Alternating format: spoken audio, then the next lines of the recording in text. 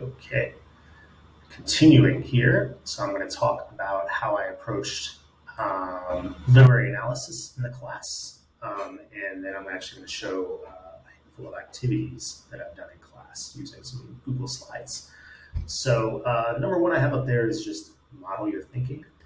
And I think the approach a lot of literature teachers take is that they basically just hand their kids discussion questions. They expect them to have done the reading before class, and well, they better produce some interesting stuff, or I guess they just can't hack it. And you're always going to have, and this goes for any subject, high performing students who are really good at this sort of thing. They like to read, they can think analytically and critically about works of literature. Great. But you've also got the rest of your students. And, this is also my approach to differentiation. I try to design my lessons with the worst students as my main target, if you will. And I find that that doesn't just elevate those students, it elevates your best performing students as well when you give these kids more to work with. So I model my thinking the way that I analyze a work of literature. I am doing that as we're discussing. I am breaking down the text. I am giving them kind of the big, like, pieces they need to sort of make their own connections. Um, and that goes with number two, give them just enough rope. You're always probing, you're always asking questions, you're leading discussions, and you want them as much as possible to arrive at different answers.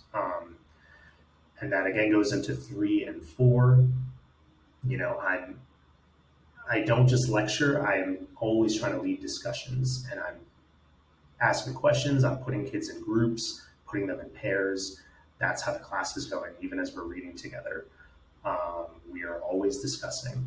And again, number five, Socratic methods. So I do think that it's all about the questions you ask as a language teacher, and you need to be asking follow-up questions and follow-up questions. And it is something that I think I'm good at, that I'm able to keep a class going this way and feel out the students, what they're understanding, what they're not understanding, and kind of keep pushing them with questions, like never stopping with the questions. And then, of course, number six, text, text, text. Students, believe it or not, they kind of look to the sky when you ask them questions about a work of literature. And it's like, no, guys, get your eyes in the books, get your eyes in the texts. Where are the answers? Let's find them together. And I design activities that make them use the text. And this being the first one. So this was for Fahrenheit 451. It's a, quote, tech hunt.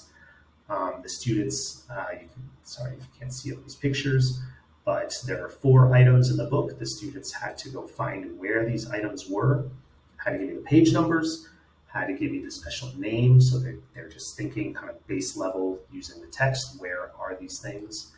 Then they had to describe some verbs, or use some verbs, sorry, that describe the effect of this on the person. The book's all about how technology affects our perceptions of reality and society and independent thoughts. And then they had to take it another level and connect it to our key topics, and topics being kind of the building block for a theme. So they work in teams. They're working from the text up to the level of kind of bigger picture thinking. This one was for A Perfect Day for Banana Fish by J.D. Salinger. So they had to find these quotes in the text, look in the context of the story, and then decide if the main character, Seymour Glass, was being innocent with this remark or inappropriate. And he's talking to a 5-year-old girl. He's got a lot of issues, ends up killing himself at the end of the story. But the whole point is that they're working with the text again and making a kind of decision based on what's going on in the story. And then I have them play devil's advocate and switch them because, of course, with great literature, there's going to be 3-4 different ways to read the same line. So then they have to make an argument for why it's on the other side. And again, these are exercises in analytical thinking and using the text. And then this is just a more straightforward discussion. This is Lord of the Flies with my 10th graders. We're talking about a critical passage on a certain page. I give each table, they get to choose a question, and then they have to kind of figure out the answer for themselves.